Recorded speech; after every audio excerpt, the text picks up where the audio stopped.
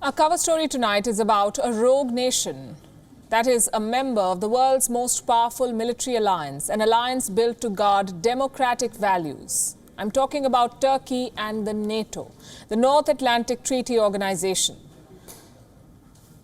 If you surf the NATO website, you'd find this page. It describes the political and military purpose of the NATO. Let me quote, "The NATO promotes democratic values. Its purpose is to guarantee freedom and security of its members." Does Turkey fit these criteria? It doesn't. Under President Recep Tayyip Erdoğan, Turkey has descended into authoritarianism. He used a failed military coup in 2016 to tighten his grip on power. There was a massive purge. Within the military, the courts and the education system, journalists were jailed in Turkey, assets of political opponents seized by the state, and dissent crushed. Erdoğan has pushed Turkey into a new presidential system where he controls all levers of power. Now, with the country firmly in his grasp, Erdoğan forged new alliances with countries like Russia and China, two more authoritarian states. The result is this: Turkey is the biggest liability for NATO. It doesn't represent the values of NATO. It has befriended the adversaries of NATO. And all of this has made Turkey an unreliable partner. So why doesn't NATO dump Erdoğan's Turkey? That's our focus tonight on Gravitas. We'll tell you why Turkey no longer deserves to be part of such alliances. And for the sake of example, we are focusing on NATO. NATO, the North Atlantic Treaty Organization, has 30 members. It was created in 1949 in the aftermath of the Second World War. The purpose was to secure peace in Europe, especially against the Soviet Union. When the Soviet Union fell, the relevance of NATO came into question. Today, the NATO says its allies are committed to democracy, individual liberty, and the rule of law. Turkey joined this alliance in 1952 because there was a synergy of interests. Turkey did not want to fall under the Soviet influence, and its military made key contributions. But that is no longer the case. Today, Erdoğan is on a collision course with the same allies. It is fighting the allies of NATO too. Just look at what Turkey has been up to this year. In the month of January, Turkey violated a United Nations arms embargo in Libya. Turkish warships escorted a vessel suspected of smuggling weapons into Libya.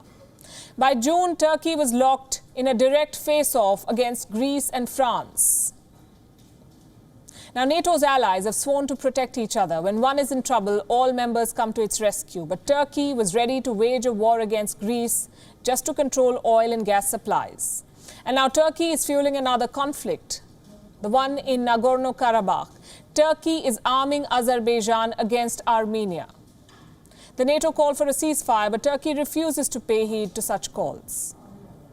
It is extremely important that we convey a very clear message to all parties involved that they should cease fighting immediately, that we should support all efforts to find a peaceful, negotiated solution, because there is no military solution to the situation in and around Nagorno-Karabakh.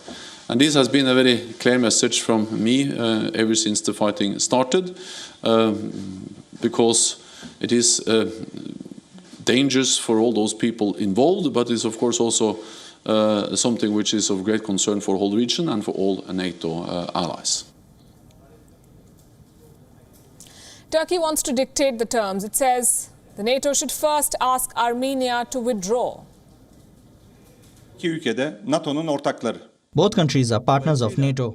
Therefore, it is normal that NATO calls for a balanced ceasefire and a peaceful solution, but everyone, namely NATO, should call for the resolution of this problem under international laws, that is, UN resolutions and Azerbaijan's territorial integrity, Armenia immediately withdrawing from this region. The conflict began 11 days ago, and it is getting closer to a full-scale war. Yesterday, we told you how Turkey is sending Syrian fighters to fight for Azerbaijan. Turkey has dug its heels. Its relationship with many NATO allies has frayed. So we come back to the question, why should Turkey remain in this military alliance? NATO has many reasons to expel Turkey. In 2019, Turkey bought the Russian S-400 missile defense system despite vehement objections of the United States and other NATO members. Why was the NATO concerned about this weapons deal? Because it is unlikely that Russian weaponry will integrate into NATO's air defenses. The fissures between Turkey and its allies are getting wider.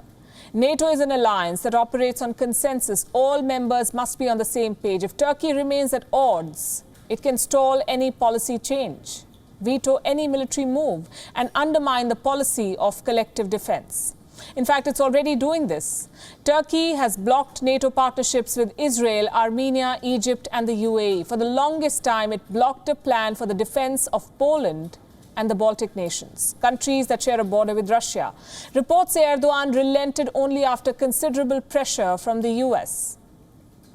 And this is not just about NATO. Having Turkey on such a major military alliance poses a threat for everyone. Erdoğan is triggering conflicts and threatening peace. An alliance that vows to uphold democratic values and peace must hold its members accountable or dump them. Thank you for watching Gravitas on WION's YouTube channel. If you want to stay up to date with what's happening around the world, then subscribe to our channel and don't forget to like and share. Thank you very much for watching WION. The World is One.